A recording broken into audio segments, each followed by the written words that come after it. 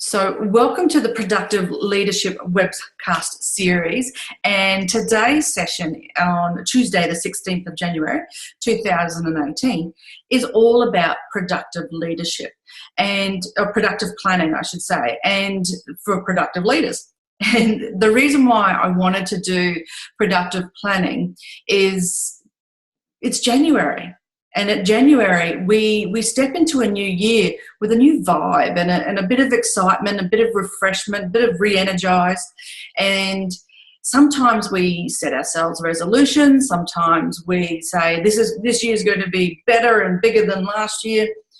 But usually we get to end of January, mid-February maybe, or even sooner, and the sparkle's gone, the shine has come off that fresh start. And so this is why I decided that a webcast mid-January might be good timing, because if you're starting to come down from that new year high, if I can get you there and then that way we can project back up again, I think that's the key to this. And as we go through the session together, please ask questions. Please, if you want to put your hand up and come off mute, we can work that out. Otherwise, type your comments, your suggestions, your questions into the chat box, and we'll get underway. This is not about your New Year's resolutions, this session. There's a very specific process I want to run through with you, which is why I gave you that handout in readiness for this webcast. And if you set New Year's resolutions, I want to say go you, and I hope that you can make them come through for you. And maybe it's about applying and plugging those New Year's resolutions into the planning process we do today. If you did set yourself a New Year's resolution, I'd love to know what it is. And if you're game enough to share, please type it in the chat box. And you know, while you're typing, what I will tell you is that I did not set any New Year's resolutions at all. I don't kid myself. I know what I'm like. But what I have done, and this has been happening for a few years now, is have a big word and use that as a guiding light to my life, whether it's business, personal, spiritual, community, health, well-being. So financial's the other one. So, but there's a word, and that's part of today's process. So if you've got yourself a New Year's resolution, please share it. I'd love to know. So I'll give you a moment to type that into the chat box. No, you just... Fair enough. Okay. Doesn't look like too many people have, so that's fair enough as well. So just so you know you're in safe hands with me, I am really passionate about, I'm obsessed with helping people be more productive. And that's not just time management. I actually don't even like that phrase, time management. It's actually focused energy and attention management. And it's doing the best that you can with the resources you have in the time available. So time is actually the last part to this. And what I want is for all the people that I work with to feel as though they've achieved more, they've reduced their stress a bit, and they've actually taken back a bit more wiggle room in their day. They've taken back some breathing space, and they can use that time, that breathing space, to actually focus on things that are super important for them. You know, I have been a speaker and a trainer and a presenter and executive coach and mentor for many years, worked with tens of thousands of managers, and in Australia, in Asia, in the Middle East, and in Europe as well. And the common theme that comes through is that leaders want to do better. And I think that it's about helping them find the path through that. You know, most leaders want their team to be more productive. They want to be more productive themselves. And so that's the passion that I bring. That's the desire that I have, is to make sure that I'm providing a pathway for those leaders to be more productive. You know, I think what makes me a little bit unique is that I've been in management. I was a CEO of a youth organisation, and so I understand what it's like when you're at that level, and it can be isolating and lonely, and you can't whinge down, but you're constantly looking for ways to do things better. And so that's why I focus on productive leadership. And if you have any questions about me or my experience or my qualifications, anything, please shoot through. I'm happy to answer anything about me. So that's just so you know you're in safe hands. And so I want to kickstart with a poll. And so I'll just launch the first poll. And this is, how often do you create plans for yourself? Do you create them monthly, quarterly, annually, never, or just when the mood seems right? So feel free to click on whichever one works for you. Sure, hopefully you can see the poll. Usually they just pop up on your screen. So yeah. So we've got 1 voted. Never. And when the mood seems right. 2 for never. Okay, fantastic. Oh, lots of never. Okay. That's kind of interesting. Very interesting. All right, another couple of seconds to make sure everyone's had a chance to vote.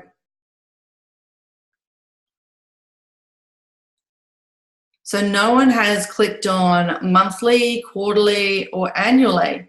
So thank you for sharing that. That's kind of interesting. Yeah, so we'll share the results.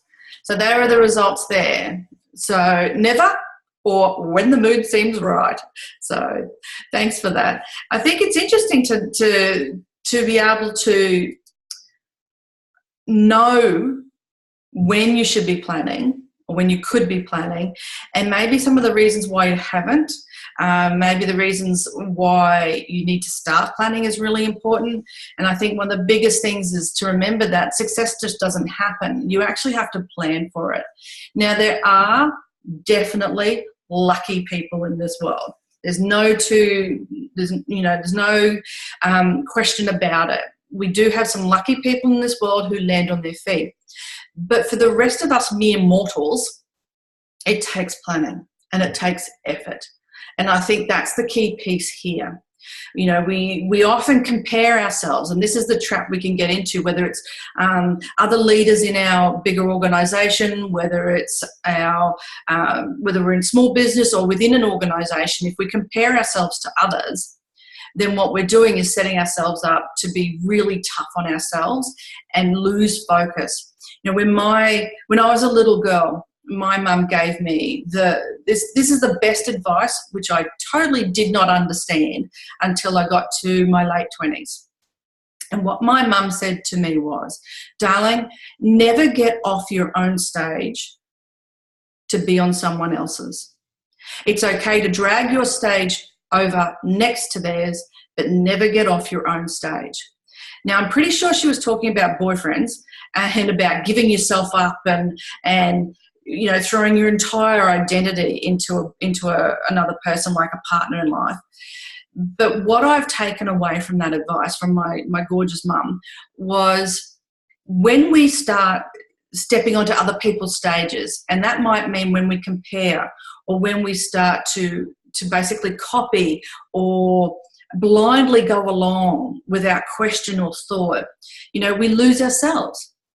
And so I think that's a really key piece. And while this is a rather personal thing, you turn up to work, all of you turns up to work. So I think this is really valuable advice. And you know, if you have a question about that, please pop it in the chat box, let me know. But I think that's really, really critical. I think some of the things that happens for us when we are in a planning phase, when we do plan, and I know some of you haven't ever planned, but I think some of the things is that when we fail to plan, then we're actually planning to fail. And while we might not actually fail, the getting to what we want might take longer, it might cost more, and it may be more heartache getting there. So that's really critical to pay attention to that. You know, I got another poll for you, so another quick one, because I want to ask, the way you use your plan. Now, only some of you use that plan, so I'll quickly launch it. This will be a very quick one. You know, once a plan is developed, how often is it referred to again? So for the, I think it was only one of you said you actually, when the mood takes you, that you actually plan, and everyone else said no.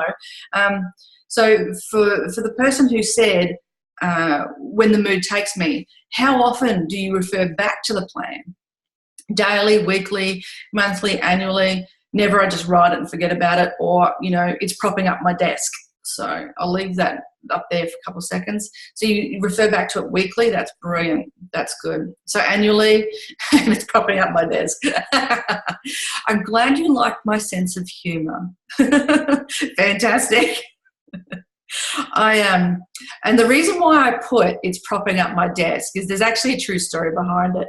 I, years and years ago, worked for a state government department, and a big part of my role was to help local authorities and sport and recreation organisations do planning.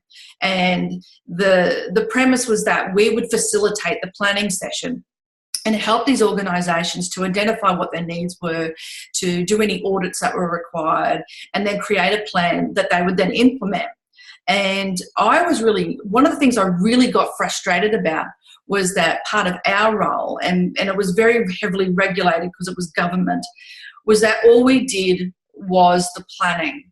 We weren't able to, it wasn't mandated for us to go in and say, how's the plan going? Where are you up to with that plan? Is it in your common language? Is it implemented? And that was never really mandated or made an official part of our role. However, in my relationship with my clients, I would say to them every once in a while, where's the plan? What are you up to? What are you doing?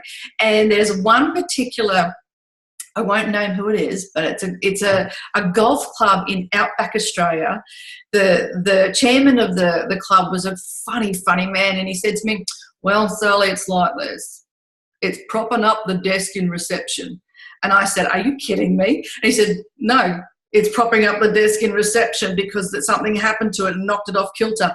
So, you know, that's why I put it there, and that's part of the reality. If you go into a lot of organisations, whether they're small, medium or large organisations, chances are you walk into some sort of back office area where there's some storage, and you'll see plans sitting there just gathering dust, never been implemented. And I am obsessed with the implementation, because with implementation comes the productivity. That's where the results are. So I think that's really important. So we've got an interesting spread of weekly, monthly and annually, and it's propping up my desk. So thank you for that. So I'll close that poll out. Thanks for doing that poll. That's so funny. Now, some of the common planning issues is that the planning is only the focus. The doing is just assumed, and that's what I was talking about with that example of the role I had back years ago. We get all excited because we're all coming together and we get to think and get creative and come up with ideas, and we get to assess what's happened and where we want to go to next, and everyone's all excited and all pumped up and yay, and then that's it. The implementation is either assumed that it will happen, or it just doesn't get followed up, and nothing is done. So that's a real key issue, I think, that happens in planning. The other thing is that, you know, the process of planning could just be dead boring. I've been in some planning processes in the past, and I could have easily just slipped into a coma. It was just so boring. Maybe we hit the first road bump when it comes to implementation, and then it just feels like, oh, well, that's not going to work, so we give up, you know. And there's a lot of us that, and I think this is really related to New Year's resolutions, where we hit our first road bump and go, no, too hard, give up. I knew it wouldn't work. And because we actually get ourselves into a loop of first road bump, give up, first road bump, give up, first road bump, give up, that then becomes the habit, and that's the problem.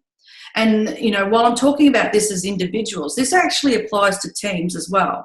And if you lead a team, then you need to be looking at this from two levels: from you as a leader and how you show up and how you let these things affect you, but also how you let it affect the team when it happens to the team. If the team has a new plan and then they hit a roadblock, how do you stop them from going back into the old ways? And how do you keep them moving forward? Something to think about there.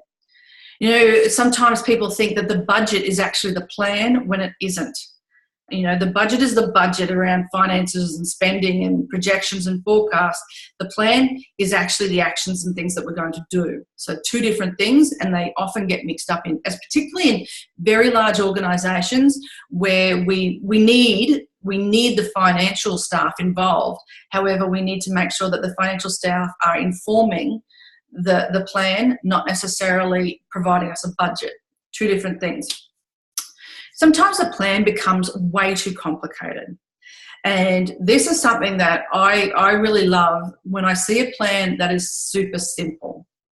It doesn't have to be any big, complex, intricate, convoluted. It doesn't have to be 2 inches thick. It can be very, very simple. And what happens is that, and sometimes it's quite difficult to make it simple. However, when you work towards making a plan simple, the implementation is also simple. And that's why we'll get to the planning, and I'll show you a fairly simple way of doing that. You know, it feels like more work rather than less. And if you've never done planning before, and I know some of you said that you haven't, but when you've done, not done it before and it's not worked, it can feel like it's more work. It's like changing any habit, whether it's for yourself or for a team, you know, and that's a cultural change. When you're in that change process, that transition period in the middle, it's messy. It can be really uncomfortable for some. And it doesn't mean stop. You know, when you're in the middle of a football field and you've got the ball and you've got to get it to the goal, get it through the goalpost, and you're the one running with the ball or kicking the ball towards the goalpost, you don't stop and pick up litter that might be just in your way. You kick the ball around it and keep going. So that's what this is about. And that's a common thing that people just think, oh no, it's just too much work. When actually a good plan removes the unnecessary work. A good plan keeps you on track to achieving your goal and helps you from being distracted.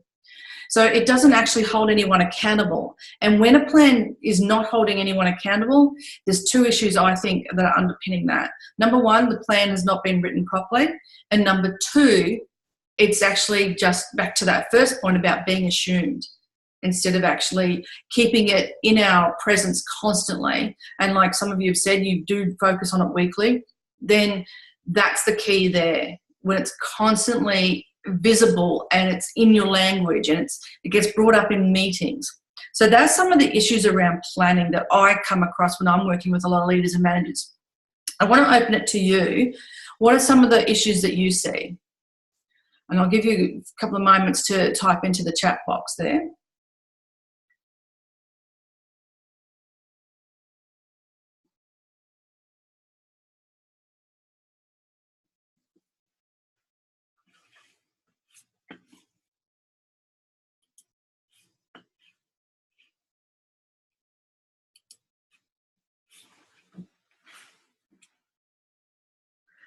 While you're doing that, it just reminded me of another story where the plan becomes too complicated.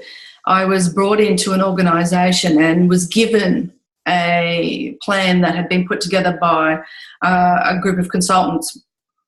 And the head of the committee for this particular initiative had said to me, is there any way we could make this 2-inch thick document about 0.5 centimetre thick? And I said, definitely. And so it took us a good couple of sessions to really go through the whole document and pull out a lot of the extraneous information. There was a lot of stuff put into it that just didn't need to be there, and it actually made the implementation too hard. So it's really important to not feel as though you have to beef up a plan to make it look good. Yeah. So time, everyone is busy with everyday stuff, so to do not always refer back to the plan. Yeah, that I think is a real key thing, and that's where it's really important that if the plan means something to people, then the conversation that comes straight after the planning activity is, how do we keep this alive? How do we actually make this part of our everyday speak? And I think for a lot of leaders and managers, you might feel as though that's your responsibility, and that's a good intention. But the reality is that it's actually up to the whole team. And so the way I would recommend is that a manager or leader, you go to your team and say, this is fantastic, this plan. How do we as a team want to keep it alive? And when the team determine that, the team own it. And so see how you're creating deeper engagement with it. And it might also be that, if the plan is if people feel as though they're too busy for the plan, the higher level question there is, well, was the plan the right plan? Maybe it was, maybe it wasn't. I don't know the plan, but that's just another question to ask. So thanks for that. That's a really good insight. And it's so true. I don't think you're alone with that one, that everyone feels too busy. I think it's important also that when it comes to implementation, when it comes to planning, we often think about needing the motivation to show up first. And the reality is we don't need motivation to show up. We actually need to take action. When we take action, motivation creeps in. And then we actually get the productivity, and the byproduct is that we get the wins on the board and we have greater confidence. So flipping your thinking around, in case this is you, if you think that you need motivation to show up in order to get stuff done, it's the other way around. And maybe just pull apart the idea that you actually have to have motivation for action. Maybe it's a mindset thing saying, I'll just act. And then while you're doing the work and while you're getting things done and while you're helping your team to achieve things, and I'd share that piece of knowledge with the team as well. If you've got staff who really seem unmotivated, then having a chat with them around their motivation and what is it that they're not doing, and asking them, well, how about you just do some simple little tasks? Get started, action. When inaction is absolutely the thief of our productivity. Doing nothing is a circular downward spiral kind of situation. Do something. Even if it's about just going and cleaning out a cupboard, that act will then, what's the word I'm looking for? It actually leads to more motivation and then more ideas and then more action. So really important piece. And I know that's not necessarily directly related to the planning process, but it's the implementation of the plan, I think, is really important to just highlight that and bring that to your attention. So the next piece around this is also the willpower. Willpower is one of those things that I think it lasts for only a little while. And I love the book that was written by Roy Baumeister and John Tierney. And this book talks about the most famous experiment, the marshmallow experiment. And this is where they had a plate of marshmallows in a room, and they asked children to just wait in the room until the scientist came back. And what they were doing was watching whether the children would eat the marshmallow or not. Now, I think the study, I can't remember exactly now, it's ages ago since I read it. I think it was if you don't eat these 2 marshmallows, you'll get more toys or marshmallows when I come back. So it's a little bit of that going on. And the research came and highlighted that those children who waited, obviously demonstrated greater levels of willpower. But the interesting piece to this particular study especially, was that later on, when these young children who were in that original test or study were followed up with as teenagers, those that actually demonstrated greater willpower in the study were the ones that had greater results in their university or school results and achievement overall. So it's interesting how self-control is a really big piece to this. And I don't even really like the word willpower, but if this is a topic that interests you, this book, Willpower, is exceptionally good to get into. It is, and it's good to help from a leadership perspective also. It helps you understand a little bit about the people that you work with and what their buttons are and what their triggers are. So it's a great book for that, and I highly recommend it. So that's a little bit about, I think, to give you an insight into how people operate when it comes to where your secret of success is. That self-control piece, that's the piece that's connected to your prefrontal cortex. And so that's it. It's actually a very physical thing. Our physiology changes when it comes to our self-control and our willpower. And you'll be able to pay attention and notice this in your team members or in your work colleagues as well.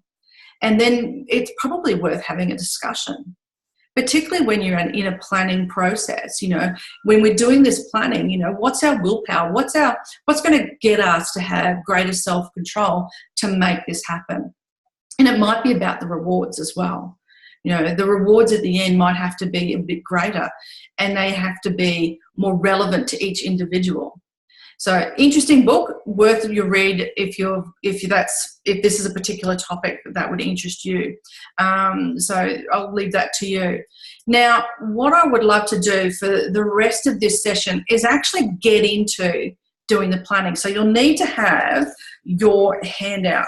So, and we'll start with page 1. So that's, as you can see on the screen with the front page there. You can see I have not made this into a big, glossy, fancy document at all, because it doesn't need to be. This is a first draft, and this is about just capturing your ideas and your notes. And I think the really important thing is that a good plan today is better than a perfect plan tomorrow. I think that's a great quote and says it all. So I want to give you just a little bit of time now. I'll give you a couple of moments. I want you to write down your list of accomplishments for 2017. Now, I've given you space for 20. Don't panic if you don't think of 20. But there's got to be some accomplishments from 2017 that you've achieved stuff. It might be that you were able to secure funding for a particular project or a particular service, and that worked. And even though you've done it even before, but years in, year out, you still did it in 2017 and you accomplished it. It might be that you secured a promotion. It might be that you were able to employ someone and it was a really good employment. It actually worked out really well. It might be that you've written a book. It might be that you've lost weight or improved health or got over something. This doesn't have to be actually professional. I think it's important to allow you to have some personal combined with this planning. And I'd recommend that if you share the recording of this with your team as well, and let them run through this process too. So writing down some of your accomplishments, if you're game enough to share, feel free to type 1 or 2 of them into the chat box so that everyone can cheer you on. One of my biggest accomplishments for 2017 was writing my second book, The Productive Leader, and I'm so proud of it. It was 3 months. It took me 3 months to write it, and it was a very, very intense 3 months, and it's the best thing I've written, I think, to date. So that was my accomplishment, one of them anyway.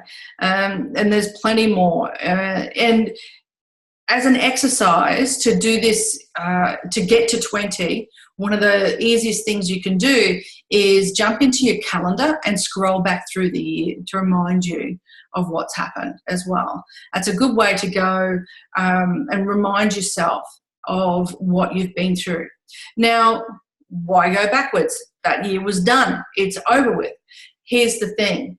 When we do reflect on our year that was, it gives us lessons.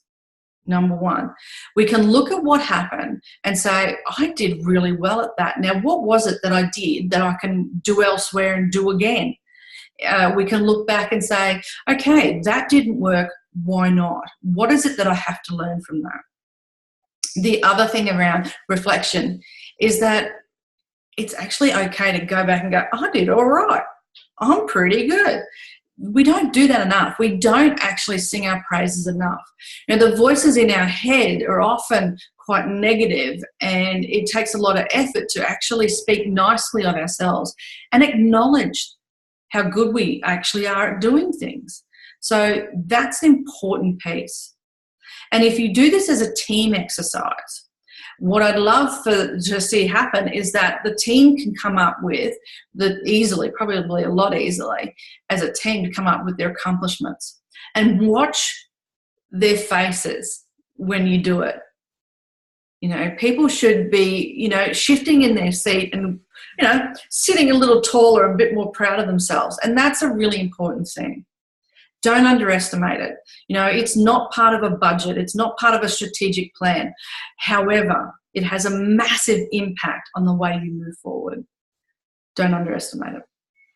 So hopefully that's enough time to at least think on a couple of accomplishments. If you've got some, feel free to share in the chat box. I'd love to know if you're happy to share.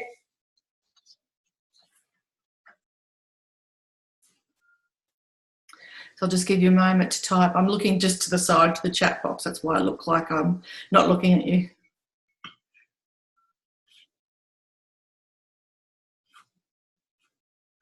Okay, we'll wait for those to come through, and while they're coming through, let's move on to the next one.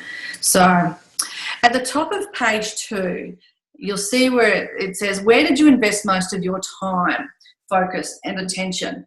And so this is again back in 2017. Where were you spending most of your time? So you might want to either circle the number one, top one that you spent most time on, or you might want to prioritize. Like I spent most of my time in relationships, then second was finances, third was career, so you can number them or just circle top one or top 3.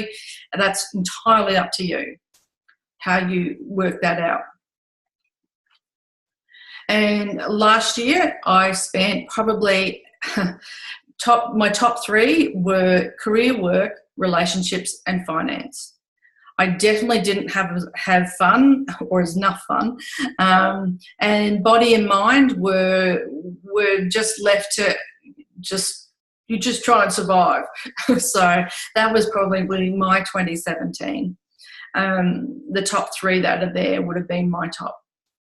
So just circle whichever one works for you, makes the most sense for you, or prioritise them, rank them. That's the word I'm looking for. Rank them, highest to lowest or lowest to highest, whatever makes sense for you. And if you can just type yes into the chat box once you've done that, that'd be great. That way I'll know if I'm going too fast or too slow. Okay, great. Thank you. Awesome. All right.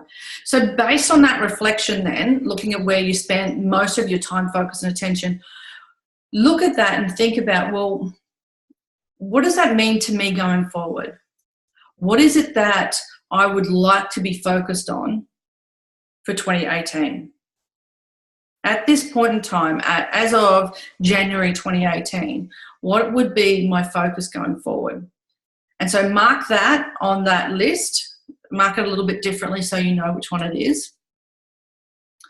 And then think about, based on that, what would be your big word for 2018? Now, I have 2 at the moment that are floating around in my head, and I actually have them on my desk, so you might be able to see: rise and worthy. Now, I'm also toying with flow. So I need to distill that a little bit more, but I think rise and worthy go hand in hand together in my head in the way in which I'm thinking of them. And flow is related to helping leaders flow better, helping the teams to flow better so that they're more productive. And that looks at self-leadership, self-belief and self-care. So based on that, if I was to say rise was my big word for 2018, this is not necessarily something you have to share with the team or anyone else. It's your word for you, okay? It's what means the most to you. And if you did this as a team exercise, then it could be, it could be, say, 3 words, and that's okay. You just got to be clear about it, and you'll know, because it'll feel right, okay? And the team will be okay with it and feel right about it. So just type yes when you've got your big word. Actually, no, I want to know what your big word is. Let me know what your word is, please. If you can type that into the chat box, please.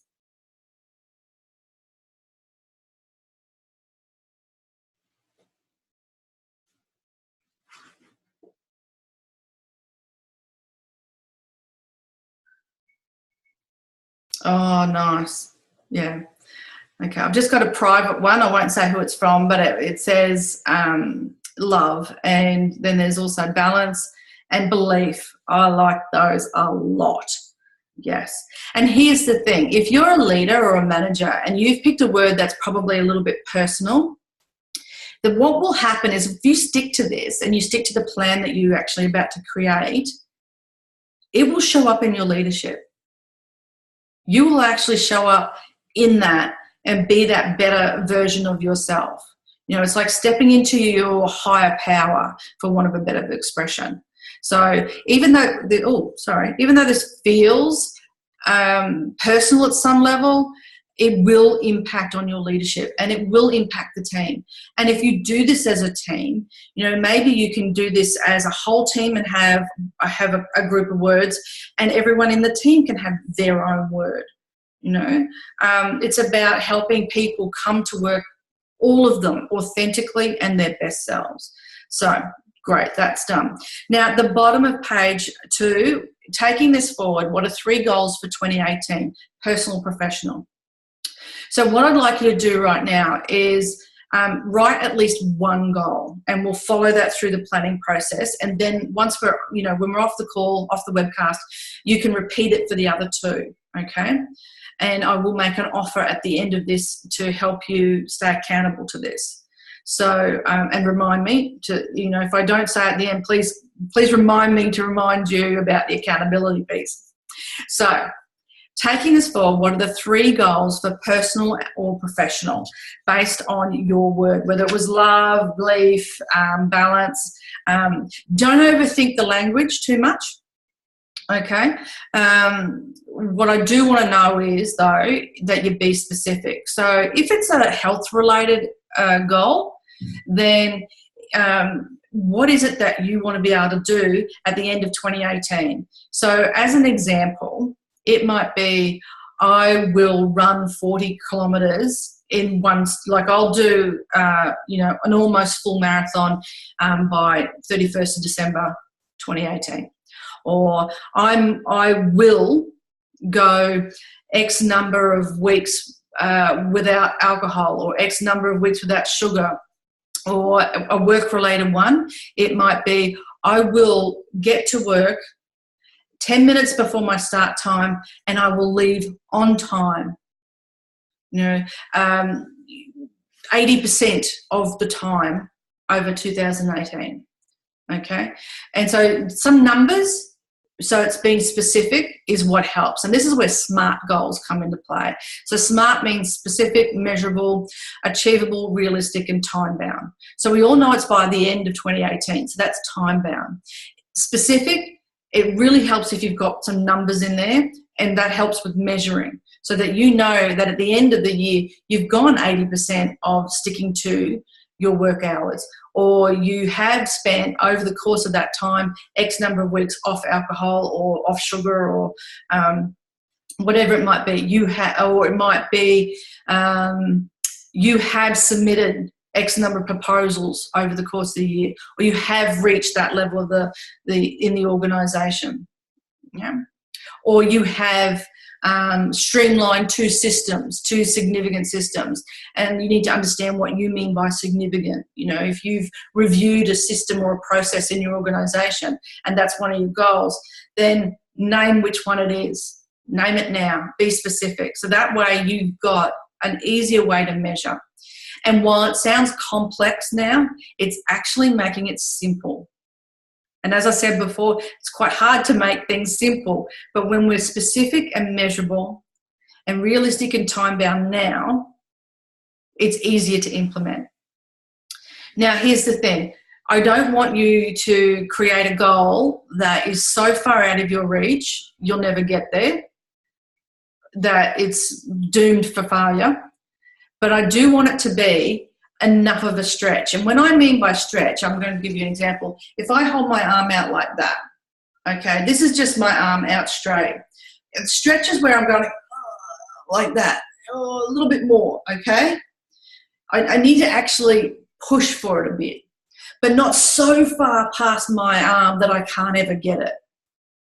It's a balancing act, and it might take some readjustment as you go, and I'll show you how we do that as we go. So tick in or type yes once you've got at least one goal written down there.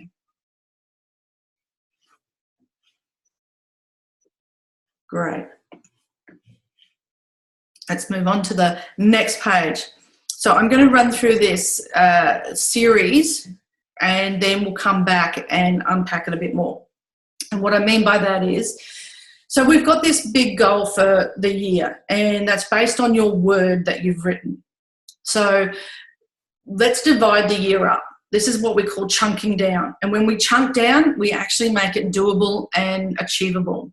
So if you think about the next 90 days, so let's go to the 16th of March or the end of March, make it easier. We'll backdate this to the 1st of January. So January, February, March.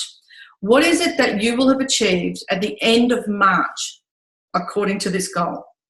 What would you like to have done? And if you're not too sure, visualize a quarter of the end result would look like. So it's 3 months. What could you realistically do in 3 months? And so as an example of that, I'm working with someone at the moment who has got a goal, but by the end of 2018, their complete feedback and performance management system is revised and new because what they're doing now doesn't work. And so what she's doing in the first 90 days is reviewing it, collecting all the data, what's the historical information around why we do what we do now, interviewing some people around their thoughts about the current process, and having a really clear handle on what it is they do now and why, because that's missing. The why is missing. And then at the end of that 90 days, it's a piece of coaching that you do where you look at, this is my goal and this is where I am now. And once we get those two pieces, then it's easy to work out how to get to bridge that gap. Okay, so by the end of 90 days, my client is actually going to have a crystal clear picture of the existing performance management program, because she doesn't know. She has some guesses and some assumptions, but doesn't know. So what's a quarter of your end result going to look like? And when you've got that, then divide that by 3. So by the end of the first, and that's supposed to be first, not first, but by the end of the first 30 days, what will you have done? And so for my client, what she wrote down with her performance management was asking her assistant to compile the last 3 years of data, so that there's a year, 3 years, and it looks like what it's got in it is examples of what the forms have been, examples of emails that have gone out, blank forms, and also a couple of completed forms. And then also her assistant's going to set up meetings. Now, not necessarily have done the meetings, but the meetings will be in the calendar. So that's the first month done. So see how when we break it down and chunk it down, it gets to be a little bit easier. So that's the first 90 days and the first 30 days. And then what we now need to do is by the end of next week. So today is Tuesday. So if you wanted to keep this clean and go week to week, if you could say by the end of this week, so by Friday, what would you have done? Then that's what you write down. So as an example with the performance management piece, the client, we actually met on the Thursday. I remember this because we laughed about it. Do you want to be end of this week or next week? And she said, no, this week. I'll do it this afternoon, if not tomorrow morning. And so it was the end of this week. What she said she would do is have that meeting with her assistant to organise the requirements. And then that's what she put in her requirement by the end of this week. And I then said to her, well, okay, that was pretty easy. What are you going to do by the end of next week? And she said, I'm going to book in a meeting with my assistant to just track and see how she's going, seeing if it's easy or hard, and whether we need to review the process that we've already started. So that's only a 5-minute meeting. So that was kind of cool. She did 2 weeks there. But what is it that you want done by the end of this week? And then what is it you're going to do straight after this webcast? And I want this to be practical. I want this to be useful for you. So what I'd like you to do is actually, it'll be mid-afternoon. You'll be ready for afternoon tea probably by the time you get off this webcast. So you get off the webcast, you make yourself a cuppa. What are you going to go do? And that's a really important thing. You need to write that down. You need to capture that now. And what happens, and the reason why I say this and I put this into this webcast, is because we have these great plans, these excellent plans, yeah? And they get bigger and bigger and exciting and dynamic, and we can visualize the outcome. It's fantastic. But then where do we start? I don't know how to start. It all becomes too big. So it's important that during the planning process that we actually stop and break it down. And break it down so much so that it's straight after this webcast. Now, you've already written down what you want to have achieved by the end of next week and what you're going to do today. So what are you then going to do for the next, sorry, I'll just leave that page there. But if you go to page 5 and 6, you've got points there for the next couple of days. Okay, so feel free now just to jot a couple of notes down for the next day, the day after, whatever it's going to get you to the end of the week. Because by the time you get to, and I've just done the 5 days, so immediately after this webcast, day 2, day 3, day 4, day 5, which should be equal to next week. And the reason why I do that, it's like a cross-reference to make sure that your continuity of your thinking makes sense and works through. So, is this making sense? Can I just have a yes, no, I have a question, I'm not sure from you? Let me know if we're still on track, please. We've still got about 10 minutes left, so I want to make sure we wrap this up really well.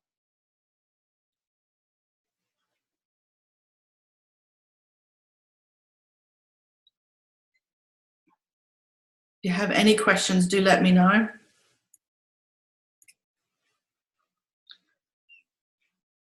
Okay, I'll keep an eye on to see if there's any questions coming, but let's just keep going for now. So the next page that I want us to focus on is page 7. And this is where just some notes about repeating your listing and completing one action each day until the end of your first 30 days. And at the end of each day, write the next day's action. So that might be a way to do it as well. If you can't think of your notes now, then maybe it's about when you finish doing today's activity, today's action, you write down day 2's action. And then once you've completed day 2's action, it might be more obvious what day 3's action can be. And that's okay as well.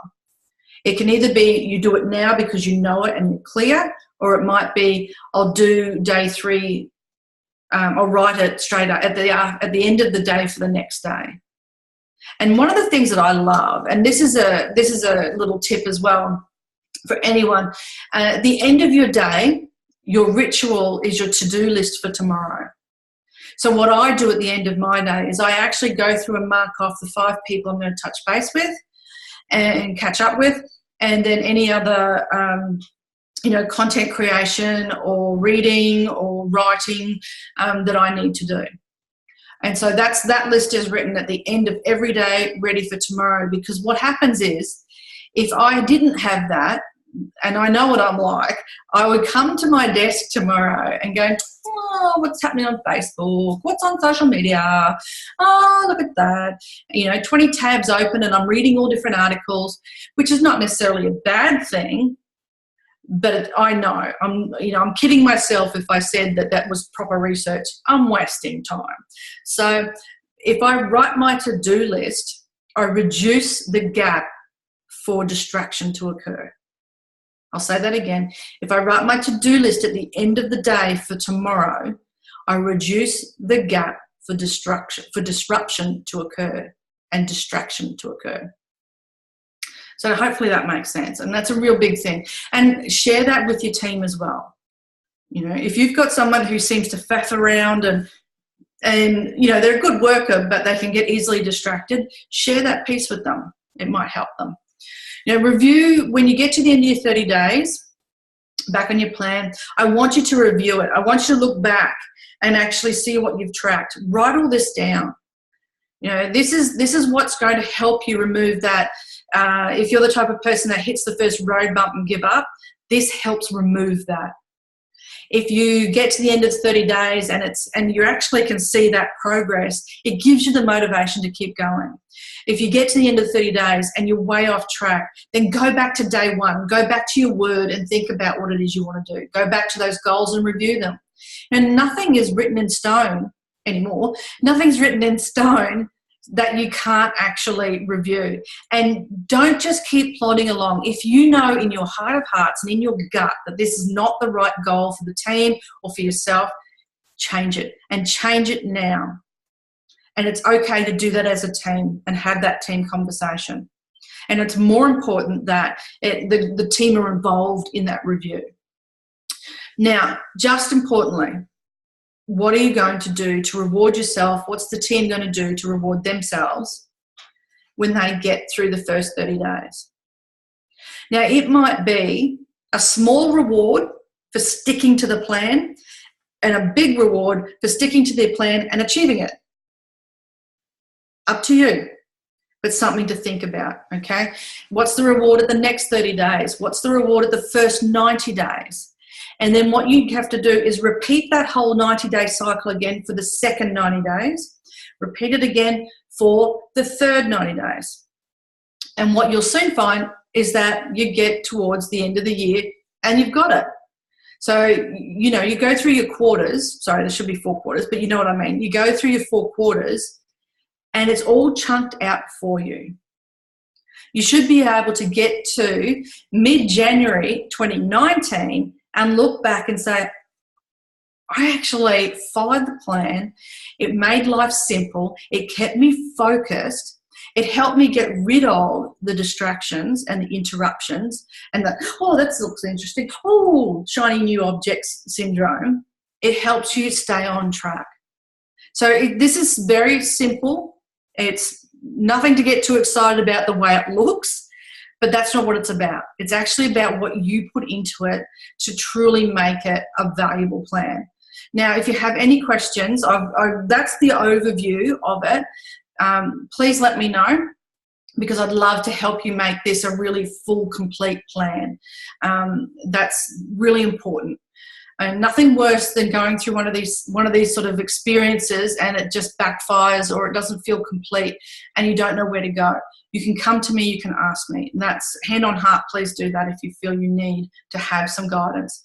If you want some more productivity, mentoring and coaching, please let me know. I'm happy and I'm available. So what I would love to do though is open this up for any questions. So what I will do is actually take everyone off mute. Where are we going here?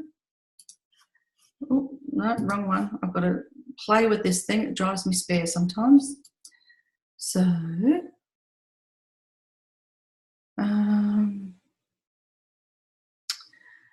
where is the listing? There we are, managing people. There we go. So I'm going to unmute you. So feel free to, I've unmuted everyone, I think. Hello, Sally. This is Hello. So you, Jane?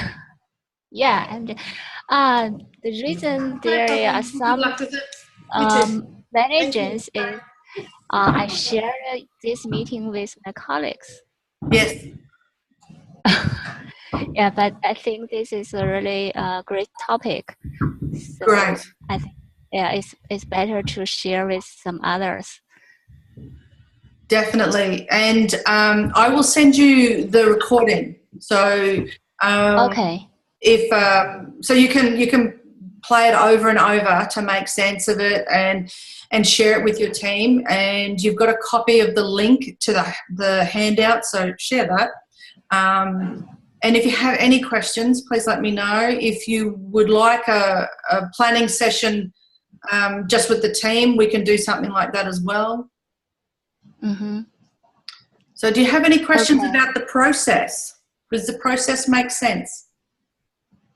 Yes, I think this is very, very good topic, and your suggestions are also very good, great. Actually, I made a plan maybe 2 weeks ago at the beginning of this year. But yeah, the plan is very, very simple. That's fine.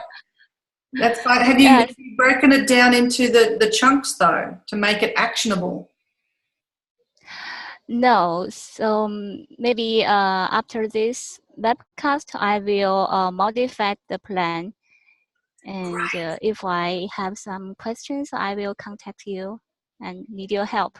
Yes, please. Yes, please. And good luck. And I'd love to know if it's not too personal. If it's personal, I completely understand, but I'd love to see it and be some sort of support for you if that's okay. I can send you an email every month to say, where are you up to, Jane? Okay. And something happened with my plan is that because sometimes something changed. It is very difficult to meet my plan because something new happened. Yes. So there is no time to do the things in my plan. Okay. And I will feel very frustrated.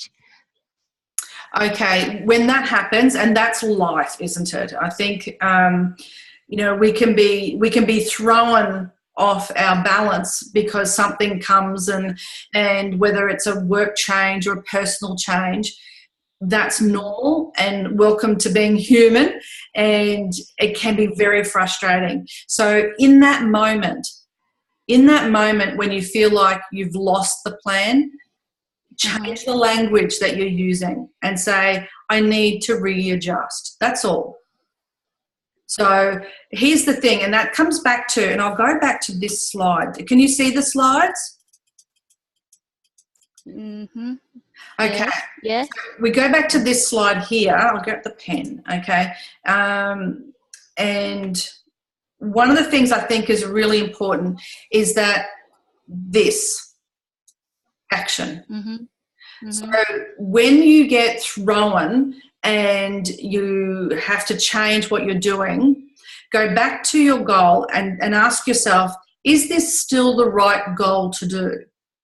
And if the answer is yes, then it's almost like reviewing the chunking down so that you pick the best action now you've had something happen. Okay? It's just changing actions. And it might be a small action. Don't overthink it. It might be simply sending an email to start a conversation. It's just a one little action. You'll feel better for doing it as well. But if the change that's come, if you've had a big change happen and then you look at that goal and you think, no, that goal has gone, I need a new goal, then start that again, and that's okay. The biggest thing to this is being realistic with yourself, and only you know if you are looking after yourself or you're cheating yourself or you're lying to yourself. And I don't mean that in a harsh way, but you know, because it's the conversation that happens up here. Does that make sense? Yes. And yeah, another question is, if I need to meet my plan, I need to get up early every morning, but it is very difficult for me. Is it about exercise and looking after family and things like that? Is that what you mean? Sorry, can you repeat? Is that about you getting up early? You don't like to get up early? Yeah, don't like. Okay. I'm going to be like your mother or your grandmother. Go to bed earlier. I totally understand. But if you want it, what's more important? The achievement of the goal? How will you feel about yourself when you know you've achieved that goal? Or giving in and sleeping in? Okay. Now, here's something that I read, and it was the author of the book, I think it was in Charles Duhigg, strange name, Duhigg. He talks about productivity. I'm pretty sure it was in one of his books. And what he talked about was this, it first started out as this gentleman wanted to learn to play the guitar. And so he bought a guitar and he came home and he's playing and he's learning and he's teaching himself to play the guitar. And then after a while, the guitar went into the closet in the lounge room, and so it wasn't seen and therefore it wasn't played. And so he thought, well, this is just a waste.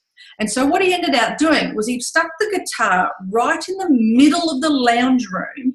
He actually had to walk around it to get to other rooms in his home. So it was present and visible. Okay?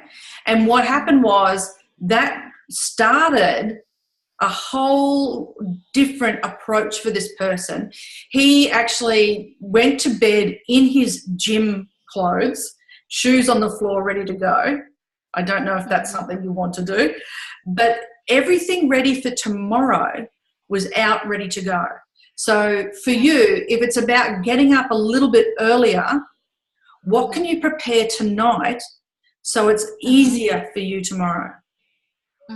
Do I put all my food out ready or in the refrigerator, or what's realistic? Do I get my clothes ready? Is my bag ready? All my resources, are they ready for me so that my distance between today and what I write down and tomorrow and what I do, you reduce the gap for distraction. You reduce the gap for excuses. Does that make sense? Yes. Yes. Will you do it? I will, I think. Thank you. Thank you, Jane. Thank you very much. Oh, that's lovely. And we're just after time now, but I just want to ask Lorraine, are you still with us? I am. How are you? I'm well, I'm well. How'd you go? You got any questions? No questions. I'll try and get my head around it and start putting something in place. All right. If you like I said to Jane, my invitation is extended to you as well. If you want to send me a copy of what you do and want me to help you stay accountable, happy to do that. If you also want me to run this webcast for your team, I'm happy to do that as well. Okay. Thank you very much. You know, and no money and all that. So yep. Yeah. Okay. So I will. Thank you. That's all right. Hopefully this was both personal and team and leadership related, and it made sense. And look, Jane, thank you for bringing some of your people on to the call with you. I think that was a great idea, and lovely to meet you. And if you have any questions, please reach out to me at sally@foley-lewis.com. As I promised, when you signed up, you'll get the weekly email. You'll also get the white paper for productive leadership, and I will send you the management success skills ebook as well. Thank you so much for your time. I'm going to call it because I've actually gone over time. I'll stop recording, but I'll stay on the line if you have any questions. So thank you. Thanks, Sally. Thank you, Sally. Bye. Bye.